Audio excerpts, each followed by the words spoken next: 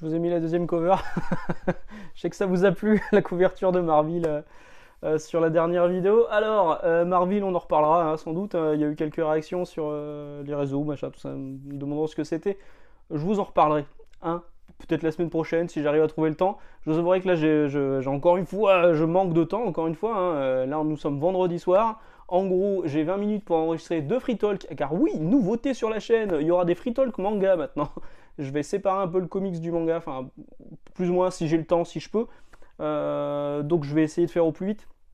Parce que j'ai des trucs à dire sur le manga là, notamment sur Crunchyroll, sur Witchwatch, enfin vous verrez, je vais vous faire un deuxième free talk qui tombera, peut-être qu'il est tombé hier, parce que les free talk normalement normaux, c'est le dimanche. Et là le free talk manga, je me demande si je vais pas vous le mettre en surprise ce samedi, donc hier, donc retour vers le futur. Bref, aujourd'hui on va parler des 6000 abonnés, merci 6000 fois évidemment. On est un peu plus de 6000 maintenant, depuis qu'on a passé les 6000 abonnés, on est un peu plus élevé. C'est cool, je le dis à chaque fois, mais c'est toujours improbable pour moi, ça me paraît tellement aberrant. Oui, j'ai mis plus de pubs. J'en suis fort désolé, mais, mais la vie augmente. Le peu d'argent que j'arrive à me faire avec YouTube, franchement, si je me fais 80 balles par mois, 100 balles maximum, c'est beau. Je me dis, je vais mettre un peu plus de pub si vraiment c'est chiant. Si quelqu'un m'a dit, il y avait quand même eu 4 coupures pub sur une des vidéos de 20 minutes, c'est chiant. Si vraiment c'est chiant, dites-le, je repasserai sur la formule d'avant. Mais si c'est pas trop chiant pour vous, hein, je mets des pubs qui sont zappables, qui sont passables. Bah on laisse. Hein. Voilà. Donc, je vous ai demandé de me poser quelques questions. Alors c'est vrai que je vous ai demandé de me poser des questions sur la vidéo où je vous disais que Michel était parti. Et c'est vrai que c'était pas forcément le moment, donc j'ai pas eu énorme de questions, mais tant mieux, comme ça je peux m'étaler un peu plus. Et on va commencer tout de suite avec Xav Federer Fan, qui est un fidèle de la première heure, qui me demande ma cover préférée de Rob Liefeld. Alors c'est simple, c'est toute, parce que Rob Liefeld fait du copier-coller. Hein. C'est-à-dire qu'une cover de Liefeld, vous l'avez vu, vous allez la revoir à un moment, ce qui fait toujours ce qu'il appelle des hommages, mais en fait c'est juste un copier-coller et de la fainéantise. Donc on retrouve régulièrement les mêmes covers qui ressortent une fois de temps en temps. En général, j'ai tendance à dire que ma cover préférée de Liefeld, bah, c'est la dernière sortie. Mais en fait, ma cover préférée de Liefeld, donc là je vous le montre sur l'Epic Collection, X-Force, c'est celle de X-Force parce que j'ai un vrai affect avec X-Force, hop là, que j'avais acheté chez Semic à l'époque et que depuis j'ai laissé, mon frère qui a dû les récupérer. Et donc du coup j'ai acheté l'Epic Collection X-Force. Et c'est cette cover que je trouve massive, vraiment le style Liefeld comme... Ah tiens, je vais faire une petite pub pour SN Parode, qui est une chaîne YouTube qui parle de comics, qui a fait une vidéo sur Heroes Reborn The Return, non je sais plus. Bref, il a fait une vidéo, il parle de Rob Liefeld et il en parle bien. Non pas qu'il dit du bien de Rob Liefeld, mais il sait parler de Rob Liefeld. Donc du coup, si vous avez un petit peu de temps devant vous, allez voir la dernière vidéo de SN Parode, je vous invite à regarder ça, c'est plutôt intéressant, moi j'ai trouvé ça cool. Donc, ma cover préférée de Liefeld, c'est sans doute celle-ci. Voilà. Je vous laisse admirer, hein, c'est quand même magnifique. Hein. Donc c'est X-Force numéro 1 qui date de 1991, si je dis pas de bêtises. Je crois que c'est 91. Oui, c'est ça. Ensuite, question de Prof Pixel. Le comics et le manga que je n'ai pas, ou le manga que je n'ai pas aimé à la première lecture et qui est finalement à la seconde lecture, je me suis dit ouais quand même j'étais con, c'est vachement bien. Dans une des vidéos, j'avais parlé une fois de Wonder Woman Dead Earth et j'avais dit ouais c'est pas top. C'est pas le Wonder Woman que je voulais lire. Je l'ai relu. J'en ai reparlé aussi en vidéo et finalement c'est tellement bien en fait. C'est hyper bien. Une fois passé il a fallu que je fasse le deuil de la Wonder Woman que j'avais envie de voir. Là je tombe sur un monde post-apocalyptique où Wonder Woman... Enfin, ça aurait pu être n'importe quel autre personnage que Wonder Woman, c'est juste un monde post-apocalyptique avec une héroïne hyper badass. Et vraiment, c'est hyper cool. Chef-d'œuvre, ouais, on peut le dire. C'est du Daniel Warren Johnson, je vous le recommande fortement. Hein. Maintenant, c'est pas la Wonder Woman classique comme on connaît chez DC Comics. Voilà. Donc c'est celui-ci. Acid Cry me demande est-ce que je lis des franco-belges, des BD franco-belges? Non. Je crois que j'ai déjà répondu à cette question. Je lis pas de franco-belge, à part le Astérix quand il sort une fois de temps en temps. Il y aura peut-être le Lucky Luke que je lirai cette année. Mais sinon, ça m'intéresse pas. Est-ce qu'on peut considérer que Radiant est un franco-belge, vu que c'est fait par un Français? Je sais pas, mais en tout cas, ça, je le lis et je me régale à le lire. Mais par contre, tout ce qui est les nains, les machins, tout ça, non. C'est pas du tout pour moi, j'accroche pas du tout à la fois à la mise en page, à la fois au scénario. Alors, il y a parfois des exceptions, hein. Mundus est une bonne. C'est un comics, mais ça reste du franco-belge. Si on prend les origines. Bah non, parce il est espagnol, je crois, l'auteur. Donc Laurent Kessy est français, mais le dessinateur est espagnol, je crois. Le pire, c'est peut-être qu'au moment où vous voyez cette vidéo, j'aurais peut-être mangé avec eux la veille. Il se passe des trucs dans ma vie, c'est incroyable. Donc non, je ne lis pas de franco-belge. Forge Stellaire me demande, est-ce que je parle très peu des films d'animation de DC, est-ce que ça m'intéresse? Non, pas vraiment, je t'avouerai. Quand c'est des adaptations, bah, en général, je préfère les trucs, les comics d'origine. Enfin, je les regarde, en fait, je les regarde pas parce que j'ai pas le temps, parce que j'ai du mal à me poser pour regarder un animé comme ça. Je préfère regarder des animés Ghibli, des machins, tout ça. Si c'est un truc qui est adapté d'un comics que je connais déjà bien, ça m'attire pas des masses. Quand c'est de l'inédit, ça peut peut-être plus m'attirer, mais j'ai tellement l'impression que c'est un truc qui sera pas canon, qui est fait un peu sur le côté. Ça m'attire pas. Ça m'attire pas. Mon temps de cerveau disponible étant limité, je suis obligé de faire des choix et je regarde pas, même si ça pourrait m'intéresser, je pense, hein. Mais je préfère me regarder, je ne sais pour la combientième de fois Akira, que me lancer dans un film d'animation inédit sur Green Lantern, par exemple, même si j'adore Green Lantern. Skate Crash me demande est-ce que j'ai lu les œuvres d'Urasawa. Donc là on est sur le manga Naoki Urasawa. J'ai un ami, un très bon ami, qui est tellement fan d'Urasawa qu'il a appelé son premier fils Naoki. Ouais, je le salue d'ailleurs. Mon œuvre préférée d'Urasawa, alors oui j'en lis quelques-unes. Lui me dit que son œuvre préférée c'est 20th Century Boy. Je comprends parfaitement, et Monster c'est très très bon. Mais moi je dirais que c'est plutôt pas le chien. C'est plutôt parce que c'est une version, plus ou moins suite revisitée de Astro le petit robot, Tetsuya Natomu. Et je trouvais ça tellement bien raconté, c'est encore une fois une enquête avec des robots qui meurent, etc., tués par un autre robot. J'ai trouvé ça tellement bien raconté que vraiment j'adore plutôt, je trouve ça très très bien. Je l'ai même plus dans ma collecte, il y a un moment il va falloir que je les rachète, parce qu'il y a quand même un moment où j'ai quand même vendu pas mal de mangas. Ced FC me demande mon top 3 des plus belles rousses dans les comics pour... Alors j'ai pas le droit de citer Dawn. J'ai envie de citer Dawn hein, quand même. Alors, il y en a beaucoup. Il y a un truc qui se passe dans les comics avec les rousses, souvent aux yeux verts. Il y en a énormément. Qu'est-ce qui se passe? Est-ce que c'est la couleur rouge qui est moins chère? Peut-être, je ne sais pas. Est-ce qu'il y a un... Je sais pas. En France, on avait souvent l'image de la femme fatale blonde aux yeux bleus. Bah, j'ai l'impression qu'aux États-Unis, c'est la rousse aux yeux verts. Enfin, dans les comics, c'est la rousse aux yeux verts. Donc il y a Madeline Prior, il y a Jean Grey. Donc Madeline Prior, c'est le clone de Jean Grey. Red Sonja qui est là derrière. Ouais, Red Sonja. Remets-toi bien, Marvel. Voilà, que tout le monde admire. Red Sonja, Mary Jane Watson, Kathleen Fairchild de Jane Fairchild évidemment, Sirène, la fille du hurleur, elle est rousse aussi également, Mystique, Mystique est rousse, oui, Mystique est rousse. C'est pas le premier nom qui vient à l'esprit, mais Mystique est rousse. Barbara Gordon, Batgirl, Medusa, Poison Ivy, Medusa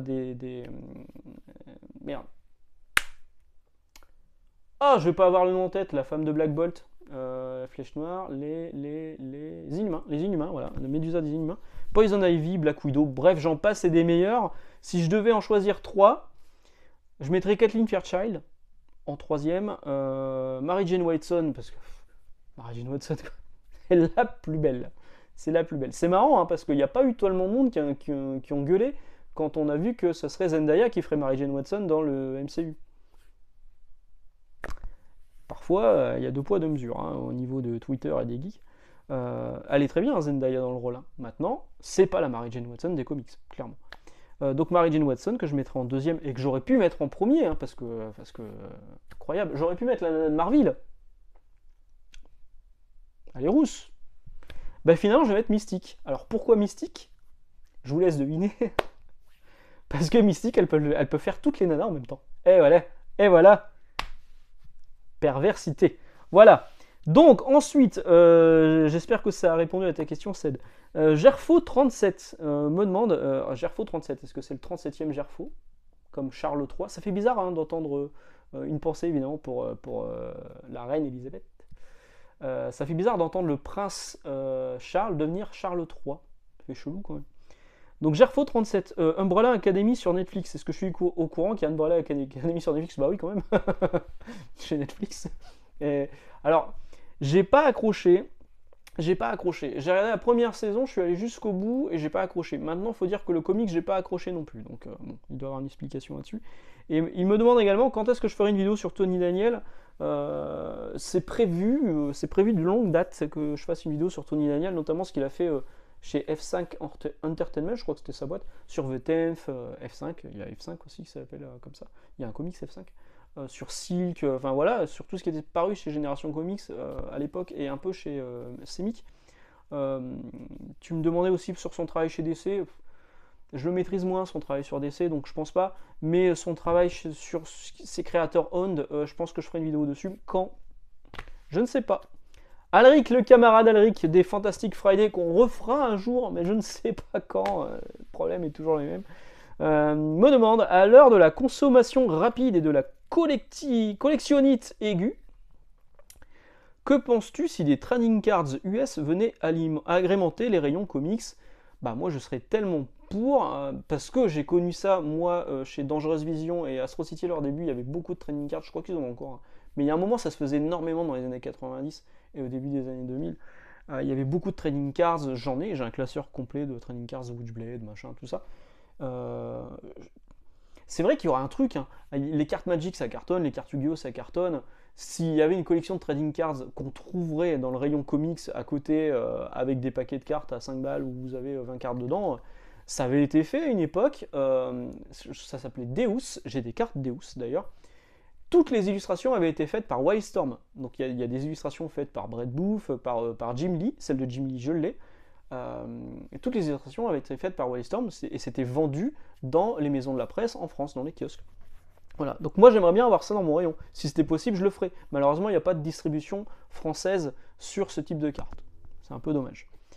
Alexandre Van... Je te salue, Alric. Bien bas et toute pluie de fanquitude sur toi.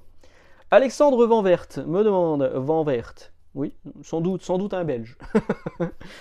Me demande quel personnage Marvel ou DC a encore le plus de potentiel inexploité. Et il faisait référence à Donny Cates, un scénariste qui arrive, qui a fait un long run sur Venom et qui a reboosté le personnage. Donc pour moi, un personnage inexploité, c'est Miles Morales, parce que depuis le départ de Bendis, je trouve qu'ils font n'importe quoi avec le personnage, et c'est vraiment dommage parce qu'il y a énormément de potentiel dessus. On l'a vu sur le film Next Dimension. Tiens, c'est marrant, Next Dimension, on parlait des films d'animation DC, c'est vrai que sur le Next Dimension, c'est un film d'animation Marvel et je l'ai regardé. Bon, bref. Je suis un homme plein de contradictions. Donc Miles Morales, maintenant ils lui ont même claqué un costume où il remonte sa capuche là. Au lieu d'avoir une capuche au-dessus, il a une capuche là. Alors moi j'ai arrêté la mode. De toute façon, il y a un moment j'ai arrêté la mode, je me suis dit je reste sur le t-shirt, c'est bien. Mais là je comprends pas pour Miles Morales. Et puis les scénarios sont pas terribles en plus, on nous fait des ressucés de la guerre des clones, de machin, tout ça. Un autre personnage que j'aimerais bien voir revenir, c'est le Nova version Sam Alexander. C'était au début scénarisé par Loeb et dessiné par McGuinness. Je trouvais que le personnage est hyper intéressant, mais que ça n'avait pas été assez développé à mon goût. Ils auraient pu faire un truc beaucoup plus sympa. Ils auraient pu faire le Invincible de chez Marvel, en fait, pour moi. Vraiment, je trouvais ça sympa au début, mais c'est vite tombé un peu en désuétude. Cédric Cassin, toujours un fidèle aussi de la première heure. Mon genre de film préféré hors super-héros. C'est difficile à dire en fait, j'ai pas vraiment de genre de film, je vais pas dire je suis un gros fan de films d'horreur, mais je regarde des films d'horreur. Je suis un gros fan de SF, non, j'aime bien Star Wars, j'aime bien Star Trek, une fois de temps en temps j'aime bien me faire un film de science-fiction.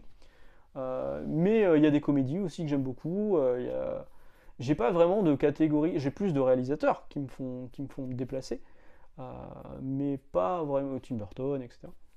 Mais pas vraiment de genre de film de prédilection, à partir du moment où le film me plaît, voilà, que ce soit un film. Alors, un film que, par contre, les genres de films que vraiment j'ai de plus en plus de mal, c'est les comédies françaises. Hein. Avant, je disais, les Français ne savent faire que des comédies. Maintenant, c'est même plus le cas. C'est une catastrophe. Sur 100, enfin, sur toute la totalité de ce qui sort en comédie française en France en une année, je pense qu'il y a un bon film, c'est beau. C'est mon avis. Cinéchi, je me demande mon avis sur le format Vestron. Bah, je trouve ça sympa. Alors oui, c'est un peu cher. Oui, c'est un plus petit format. Maintenant, c'est quelqu'un qui est quasiment tout seul. Je sais qu'il y a un poteau qui travaille chez Vestron maintenant, qui est community manager chez eux. C'est pas une mauvaise maison d'édition. Ils font les choix qu'ils peuvent faire. Je pense que s'ils pouvaient faire pas mieux, mais plus, ils le feraient. Mais ouais, moi je trouve que c'est bien qu'elle existe cette maison d'édition parce que, genre, grâce à cette maison d'édition, on a eu G.I. Joe Snake Eyes de Rob Liefeld en français. Voilà. Donc ils tentent des trucs. Transformers est édité chez eux, et chez Kurokawa aussi. Et voilà, donc c'est bien en fait que Vestron soit là. Maintenant, c'est vrai que c'est parfois un peu cher, mais j'ai plus de compréhension sur le rapport qualité-prix de chez Vestron que sur une grosse boîte qui a vraiment la main mise sur toute l'Europe, sur le comics Marvel européen, comme Panini. Matt adore, un très bon jeu de mots. As-tu lu les Daredevil de Zdarsky et Devil's Reign? T'es nouveau sur la chaîne ou quoi? J'ai fait des vidéos sur le Daredevil de Zdarsky. J'adore le Daredevil de Zdarsky. À chaque fois qu'il y a un tome qui sort, je dis que c'est tellement bien. Devil's Reign, vous êtes plusieurs à m'avoir demandé mon avis dessus. Je ne l'ai pas encore lu, je ne lirai pas la VF. J'attends ma VO. Mon trade paperback américain est en train d'arriver, là il est en route. J'attends aussi Daredevil Woman Without Fear. J'ai vu qu'il était dans Devil's Reign en français. Encore une fois, Panini va nous faire 3 numéros à 16 balles. Avec l'intégralité du crossover plus les tie-in qui sont souvent aux F. Donc j'en parlerai, j'en ferai une vidéo quand j'aurai reçu et lu le crossover Devil's Reign. Voilà. Mais sinon, le Daredevil de Zdarsky, c'est top. Tu me dis également que tu as préféré année 0 à année 1. Est-ce que tu es normal? Non. Et mon avis sur Marvel Origins, bah, ça va être au cas par cas en fait. Hein. Il y a des numéros qui seront sympas, mais c'est sans doute un peu daté et sans doute des numéros qu'on a déjà vus. Après, il y aura peut-être des inédits et là, à ce moment-là, ça pourrait être intéressant, mais je ferai pas de vidéo sur Marvel Origins. Carlito D me demande mon avis sur Spawn et les nouvelles séries à venir. Alors, j'adore Spawn. Le nouveau tome vient de sortir chez Delcourt. À la fin du mois, on a le premier tome de King Spawn que je n'ai pas encore lu, mais je suis plutôt chaud. Hein. Là, en plus, c'est Carlo Barberi qui est arrivé au dessin. Ça a déjà un dessin beaucoup plus classique, beaucoup plus comics comme moi j'aime que ce qu'on avait jusque-là avec Kudansky et compagnie. Là, hein. Moi, je préfère ce que j'ai là sous les yeux que ce que faisait quand c'est trop sombre, trop dark. Et King Spawn, en plus, je crois qu'il y a du Bread Bouffe, il y a avoir du Cheng et tout, donc vraiment, je suis chaud pour le lire. Alors, vraiment, j'ai hâte de le lire, ça sort à la fin du mois là. Cool. Mad World Comics, ça sera la dernière question. On me demande le comics que j'aimerais voir adapté en film. Alors, c'est pas un comics que je voudrais voir adapté en film, c'est un comics que je voudrais voir de nouveau adapté en film, c'est Spawn. Le premier film était sympa, mais maintenant, avec les effets spéciaux actuels, on pourrait faire un truc tellement bien. Todd McFarlane, ça fait tellement d'années qu'il nous tease le film, c'est lui qui scénarise, c'est lui qui réalise. Il y aura un tel acteur, finalement, il n'y aura plus tel acteur, il y aura un autre acteur. À un moment, sortez-le et faites-nous un truc cool pour bien relancer la machine, quoi, parce que Spawn, il y a un univers qui est vraiment riche. Et ça serait vraiment cool que ça sorte au cinéma et que ça relance un peu la machine. Ouais. C'était pour la dernière question. Concernant mes lectures de la semaine, bah vous avez vu, j'ai Spawn, je ne l'ai pas encore lu, mais j'ai Spawn. J'ai eu également, je viens de les recevoir, donc j'ai pas encore eu le temps de les lire. J'ai profité d'un groupe Facebook qui vend des comics VO, enfin on met des annonces pour des comics VO, et j'ai récupéré donc, hop, mon téléphone en PLS, j'ai récupéré les 3 trade paperback de Fantastic Four par Matt Fraction et Mark Bagley, et entre autres aussi un petit peu de Michael Red. Voilà. Donc je vais les relire, c'est cool, et puis voilà. C'est tout pour cette semaine concernant les comics. Je vous rappelle donc qu'il y a un Free Talk manga qui est disponible, mais qui peut également intéresser les lecteurs de comics, parce qu'à l'intérieur, je vais sans doute faire un parallèle sur les collectors de manga qui sortent de plus en plus, et qui me rappellent énormément quand même la bulle spéculative des comics dans les années 90. Voilà, sur ce, excellente journée, excellente lecture, on se retrouve mardi. Ciao!